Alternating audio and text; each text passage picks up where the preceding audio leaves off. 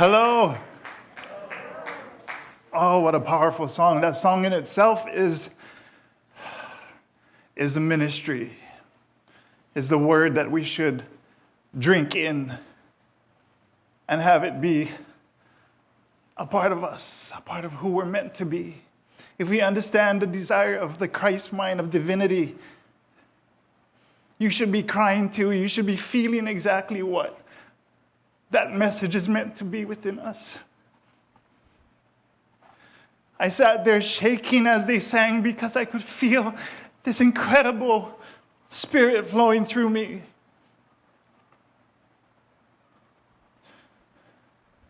But it's up to us to let it flow. It's up to us to let it be what it's meant to be within us. It's up to us to leave these walls and to be able to share that feeling with everybody that we come into contact with outside of church, outside of our homes, outside of our workplace. That's who we're meant to be. This is who Christ came to teach us to be. When we talk about living waters, my goodness, that is what Christ came to teach us. And if we're missing the boat, if we're separating ourselves from that power, then we have to dig a little deeper. We have to read a little bit more. We have to search ourselves in our now, in that gut of ourselves, and find who we're meant to be. That is on us. That is for no church to tell us. That is for us to find our relationship with God. And let that Spirit freely flow through us. It should vibrate every step that we take. It should vibrate with every word that we speak. The intention should always be there to speak with Christ in mind. How powerful of a song to lead into what I'm going to speak about today. I have to breathe into that a little bit. I have to feel that a little bit.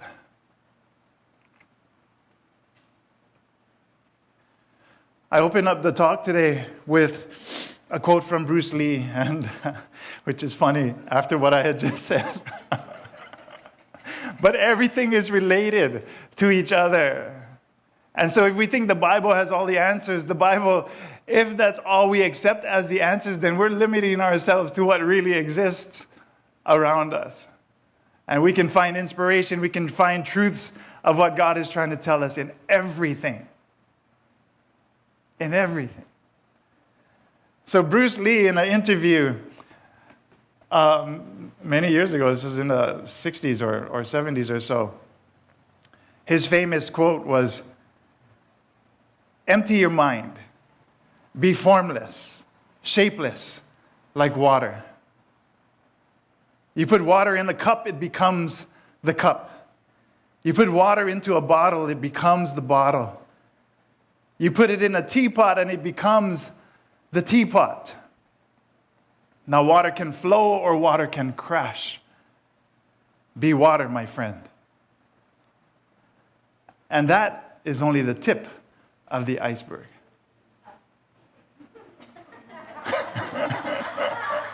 That was good. Ba-dum-bum. Why is water so important? And these are just the facts, right? So water sustains all life on earth, from micro to macro. There's nothing that exists here today on this planet that, or anything living, that would have been without water. Nothing. 70% of the earth is covered in water. Humans are 60% water. Our brains are 85% water. How long can we survive without water? At the most, 3 to 7 days, depending on if you're walking through the desert, then I'd say 2 days, maybe 3 days. If you're living in someplace humid, maybe longer, up to the 7-day mark. But that's it. Without food, you can last for about 21 days. But without water, 3 to 7 days. I grew up on the North Shore, around the big waves in Haleiwa. So it was important for us as we went fishing with my father to learn the lessons of the ocean. And even as a little boy walking with my dad carrying his fishing net, as we walked the beach, he would always tell us, don't ever turn your back to the ocean. Always face the ocean. Always watch where you're walking. Always watch the water coming in and going out. Watch the direction of the currents. So if it's whipping on the inside, you know that if you go, you'll know where it's going to take you and how to swim out of it eventually. Right? So all of these many, many lessons that we learned as children were also lessons for us in life. For me, as a free diver when I was a kid, I knew not to go out by myself, but when I did, I wouldn't go out to very deep water. I could dive easily to 60 feet and hold my breath at the bottom and wait for the fish to come to me. And I was able to take dinner home that night. But not without the knowledge of how to handle these things.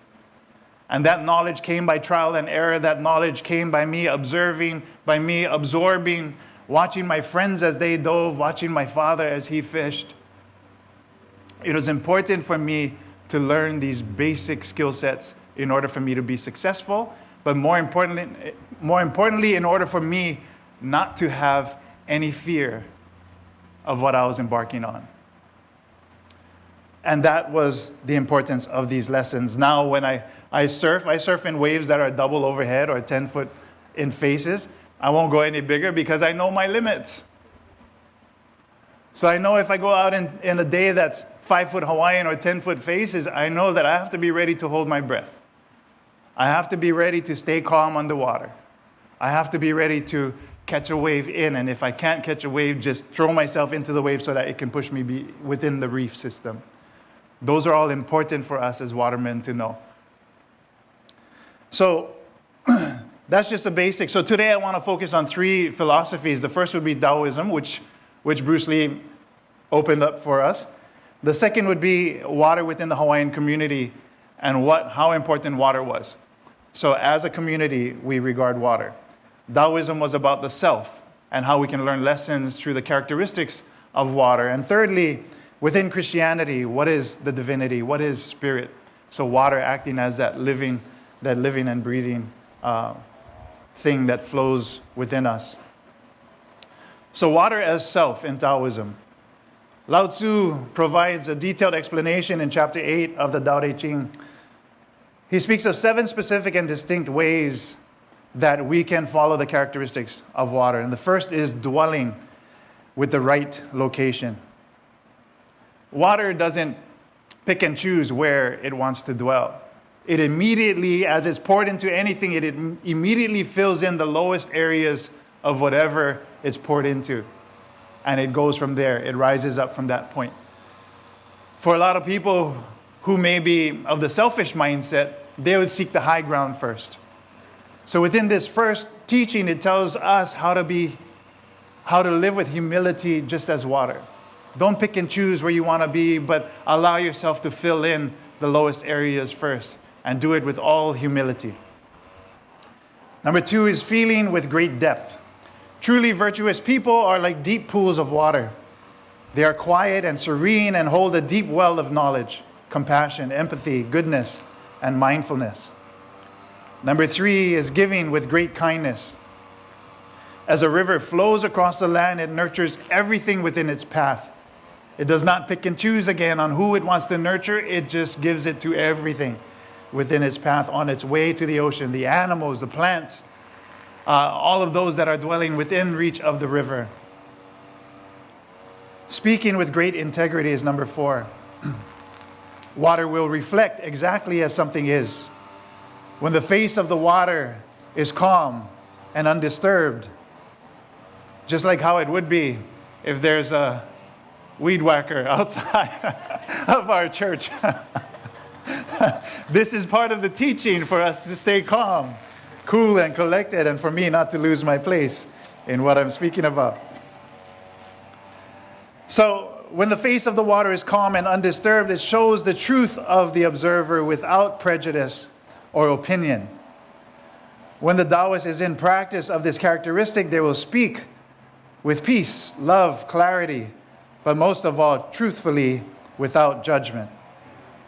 They exhibit an impeccable integrity that can be sensed by others, thus winning the truth and respect from everyone. Number 5 is governing with great administration. Water administers to all equally, just as the river that flows. Water holds no judgment or preconceived notion of anything. It does not care about species, race, religion, sexual orientation, political party, nothing. It doesn't care. It just is. And it touches everything equally. Water teaches us to accept all things without bias. Number 6 is handling with great capability. Water is the most versatile substance in nature. There is very little in nature that can be an obstacle for water. It'll find its way over, under, through something eventually. Give it time and water will find its way. There are many different forms of water as well. We see water in vapor or ice or in any other iteration that water is capable of being. It bides its time. If it freezes in winter, it knows that once again it'll flow in the spring. And it is patient. Moving with great timing. The movement and personality of water is affected by outward influences such as wind, tidal shifts, earthquakes, cold, but these are predictable due to seasons.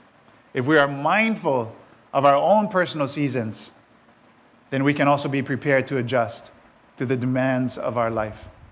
But that comes with understanding who we really are at our core, understanding our relationship to the flow of water. So all of these 7 principles that I'm talking about is up to us to inhale, to digest, to study, to see where we belong within the direction or within the descriptions of what was read within those 7 characteristics. The second part of what I have to talk about is community. All of us living here in Hawaii, perhaps you have known about the Hawaiian history and our ancient ones. Prior to Western contact, there were almost 1 million people here in Hawaii, spread out throughout all the islands. 1 million people. That's about how many we have now, just over 1 million people. So imagine this many people trying to make a living back then. There had to be systems in place. There had to be something that allowed these communities to thrive and grow. So we have the Ahupua'a, or the land division, which created that opportunity for our ancient Hawaiians to survive and to be very mindful of the usage of water. There's a chant where the Hawaiians talk about Kane, and Kane is their god of fresh water. Kane was the one who would take his o'o, or his stick, and he would dig into the land and fresh water would spring up. And that's how the Hawaiian people were able to survive off of these springs. So the chant goes like this. E ia kuana au ia oe, aia I hea kawai a kane, aia I lalo I ka honua I ka vai hu, I ka vai kau a kane me kanaloa. E vai puna, e vai inu, e vai mana, e vai ola, e ola no e a. Interpreted, it says, one question I ask of you, where flows the water of Kane? Deep in the ground, in the gushing spring, in the ducts of Kane and Loa, a wellspring of water to quaff, a water of magic power, a water of life, life. Oh, give us life. In Olelo No'eau, Mary Kavena Pukui, there are many proverbs that talk about water, and I'll go through a few of them. So the first is 2178, where it says, Mohala I kawai kamako kapua. Unfolded by the water are the faces of the flowers. Flowers thrive where there is water, as thriving people are found where living conditions are good. 598. He hue vai ola ke kanaka na kane. Man is Kane's living water gourd. Water is life, and Kane is the keeper of water. We notice the importance of this saying when it applies to if Hawaiians had dreams of a water gourd being broken and water being spilt. This was a sign that someone within their family was going to perish somehow. And that's how important water was to our Hawaiians, and still is. In 2053, Mai ho'oni ikawai lanamalie. Do not disturb the water that is tranquil. Let the peaceful enjoy their peace. And the last, 2482, ola ikawai ika opua. There is life in the water from the clouds. Rain gives life. In Living Waiakea 2020, it says, Hawaiians understood that vai, or fresh water, was a sacred element on which the health of their community relied upon. They treated it with reverence. Protecting precious streams and practicing conservation, ancient people in Hawaii conducted their lives then as now according to kanawai, or the rule of law that dictates the equal sharing of water. Hawaiian culture shows a deep respect for Mother Nature and all living things. From the earliest days, Hawaiians had a belief system that relied on the interconnectedness of mankind and the natural elements. Streams from the mountain dictated the native community's land divisions, otherwise called ahupua'a, allowing each division equal access to this fresh water. Here in Waikiki, Waikiki is translated into spouting waters. So back in ancient times, there were many springs within Waikiki fed by the waterfalls from Manoa and Palolo. And it was important for these communities to really be mindful as the water came down and trickled through the lands here in Kaimuki and Mo'iliili. It fed all of the farms that used to be here. It wasn't until we had, of course, all of the Westerners moving here to the islands, where the Army Corps of Engineers dug out the trench that is now Alawai, so all of the spring waters could funnel through the Alawai, dry up the land so they could build infrastructure and homes for the masses. All of the farming dead, because there was no more equal sharing of the water that trickled its way to the Alawai Canal now. So that's why you see no more farms here, because there was no more water. And by that point, a lot of the Hawaiian community were decimated by, of course, disease and what have you. So from 1 million Hawaiians at one time, it went all the way down to, I believe, 80,000 or less Hawaiian people. So the disruption of the mindfulness of sharing water and the balance of nature caused a lot of dissension within Hawaii. So there's the kanawai that helps us to be mindful of that equal sharing. Native Hawaiians protected their sources, taking care not to pollute their streams and only take as much as they needed. They understood the delicate balance of the ecosystem on fresh water sources, recognized their dependence on crops. The fresh water fed their taro patches, which sustained life for over 1,000 years. And mind you, Hawaiians were here for about 1,500 years, in different waves of Polynesians coming here. But the first were here for 800 years. So in 800 years, they were able to develop so much mastery over their surrounding nature. And then the Tahitians came and continued to be here for another 17 or 700 years following that. So that is just a little bit of how we as a community need to be mindful of our fresh water. Now we all live in our own apartments or homes, and we all get fed water that are from the water department here in Honolulu. So we don't really worry unless there's a water break somewhere. But that source is also important for us to be mindful of. If we're just putting things into the water that ends up into our drinking water eventually, it affects everybody. And all of us have to be mindful of that.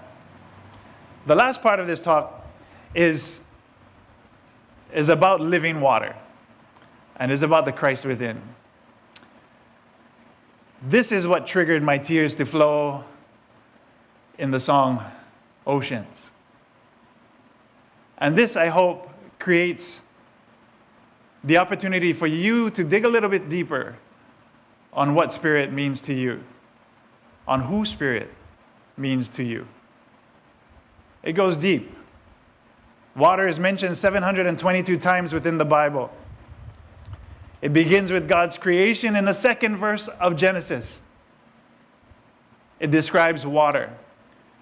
And this description of water always gives me pause because of the power that that is possible. So here's the first verse. Everybody knows the first verse. In the beginning, God created the heavens and the earth.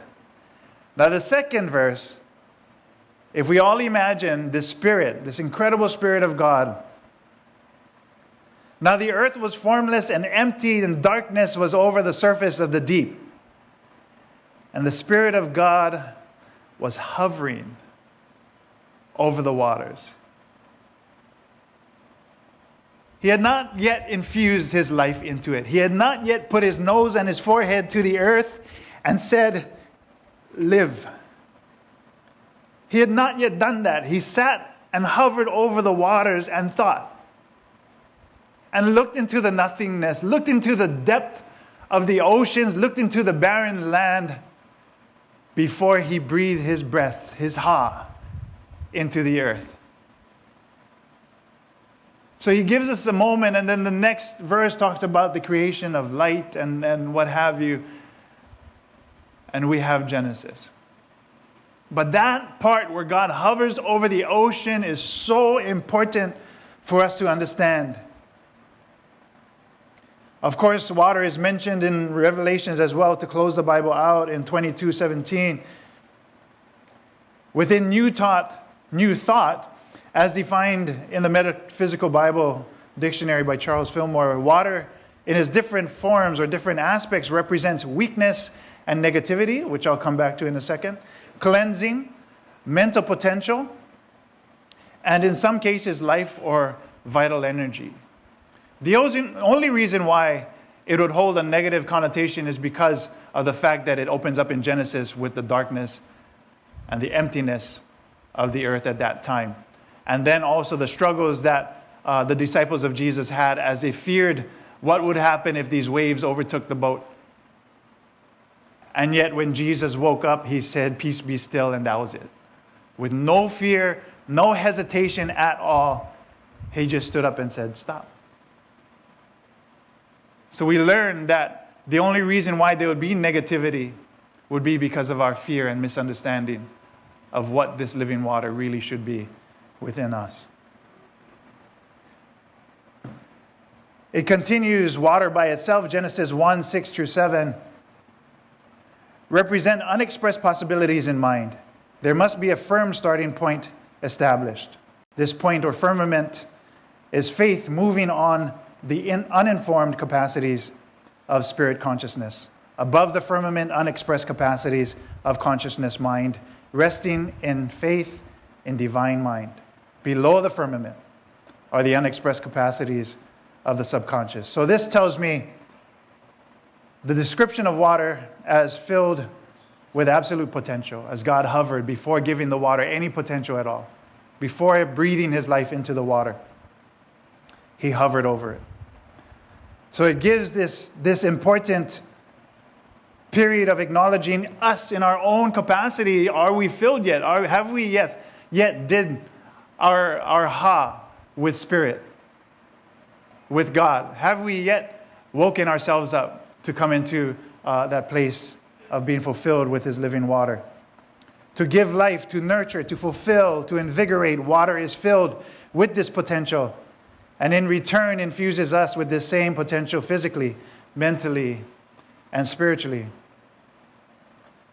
Why did the writers choose the element of water to describe living waters?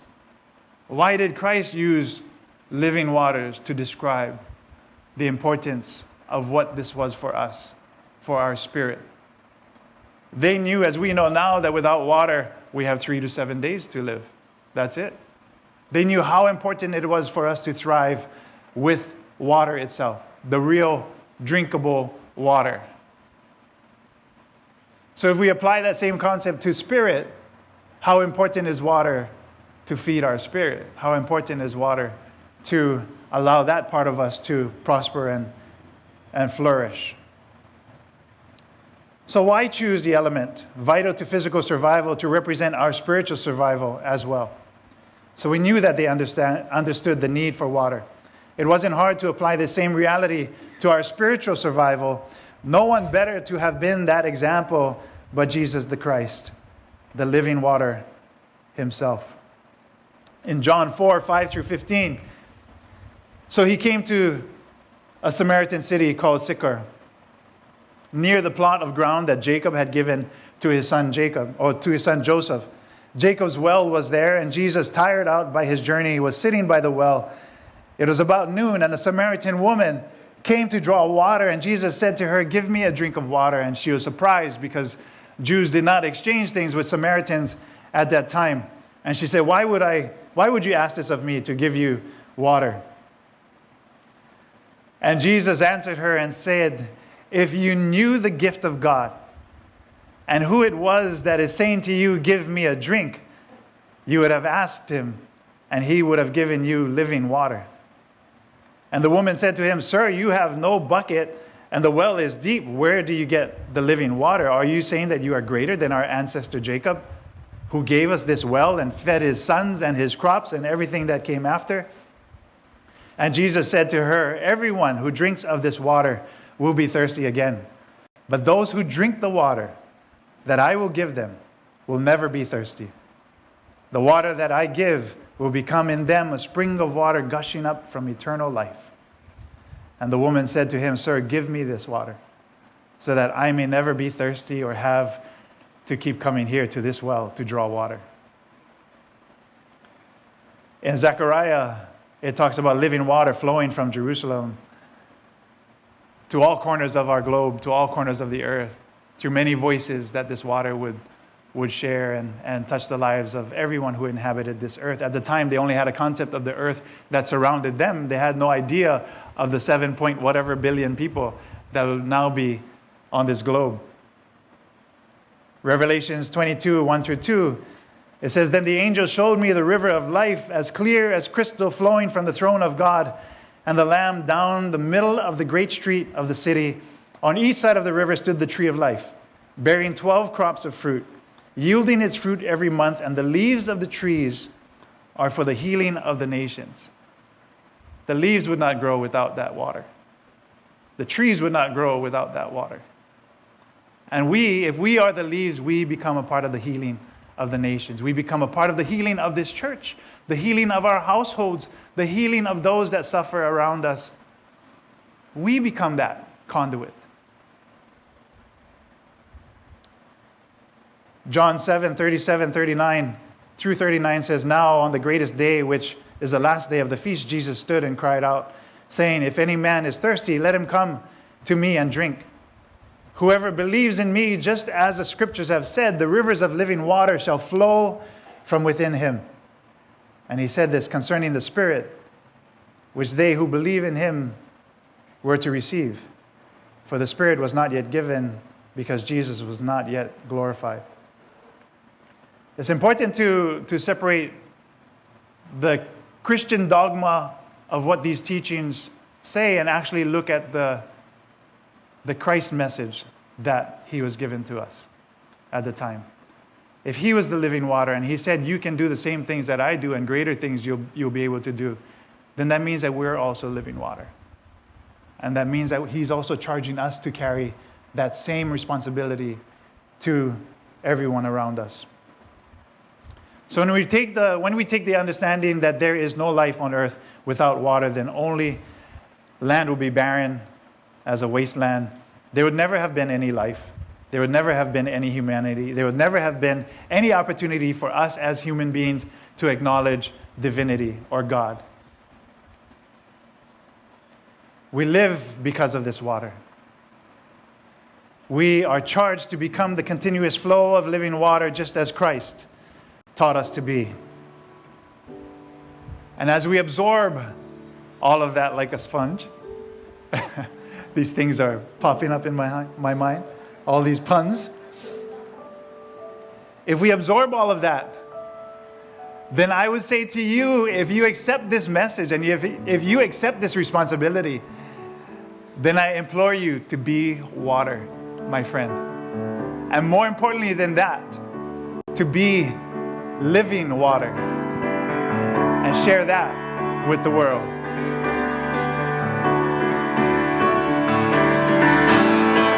Are you thirsty? Are you empty? Come and drink these living waters.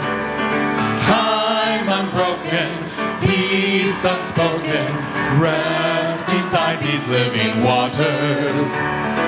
Christ is calling to find refreshing at the cross of living waters. Lay your life down, all the old gone, rise up in these living waters.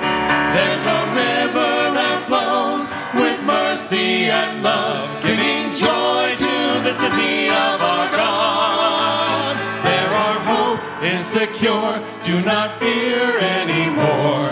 Praise the Lord of living waters. Are you thirsty? Are you empty? Come and drink these living waters. Love, forgiveness, vast and boundless, Christ, He is our living waters. There's a river that flows with mercy and love, bringing joy to the city of our God. There our hope is secure, do not fear anymore. Praise the Lord of living waters. Praise the Lord of living waters. Christ, He is our living water.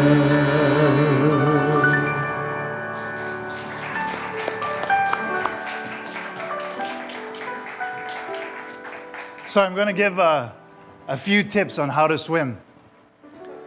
And this is real tips on how to swim. Start in the shallow water, in the shallow end of the pool. Translated to ask basic questions of your own spirituality. Number 2 is buy good goggles. Invest in your learning and of uncovering the truth. Number 3, spend plenty of time in the water. Study all the time. Seek out knowledge all the time. Number 4 is get comfortable having your face in the water. This is very important. The more you know you don't know. The more you know you don't know, the more you want to learn. And this is a quote by Aristotle. Number 5, learn the individual mechanics of freestyle, basic swimming techniques. What part of your spiritual journey resonates with you?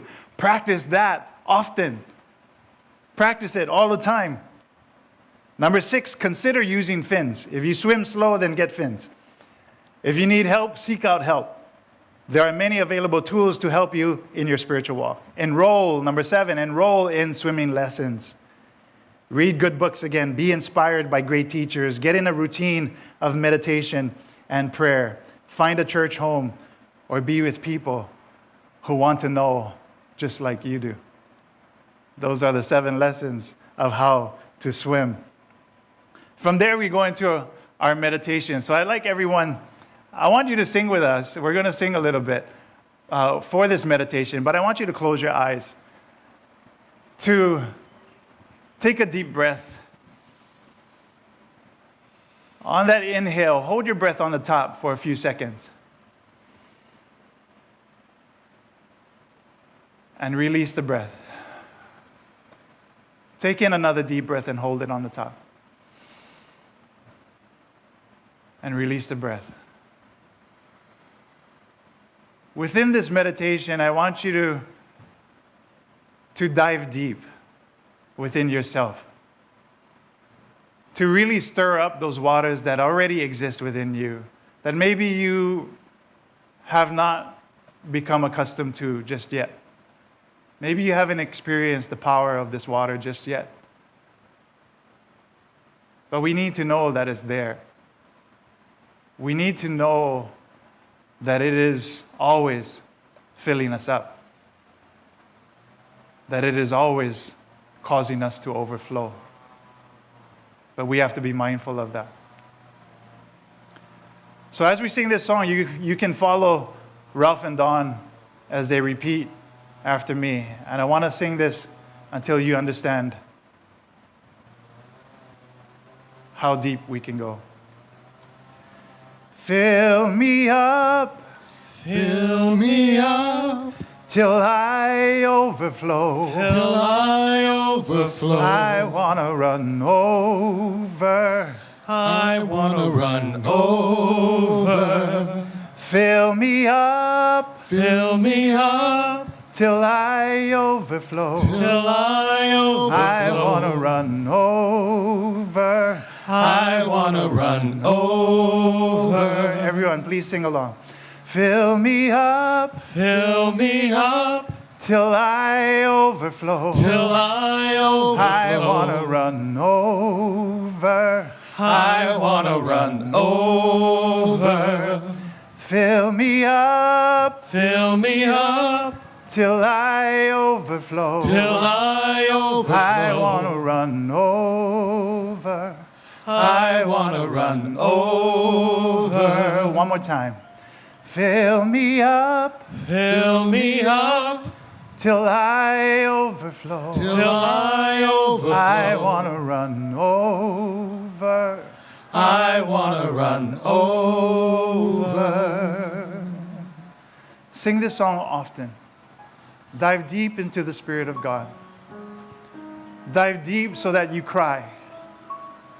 Dive deep so that you can feel the joy of God and everything that we seek in the words that we speak, in the prayers that we pray, in the way that we live. Let it overflow. Let it become what it's meant to become. Because we are connected to this great river that flows within us. We are connected to the depth of the oceans and all the water that exists there. The deep knowledge of God exists within us. Be open to that knowledge. Be open to that wisdom. Be open to that love. Be open to it all. And be water. And so it is.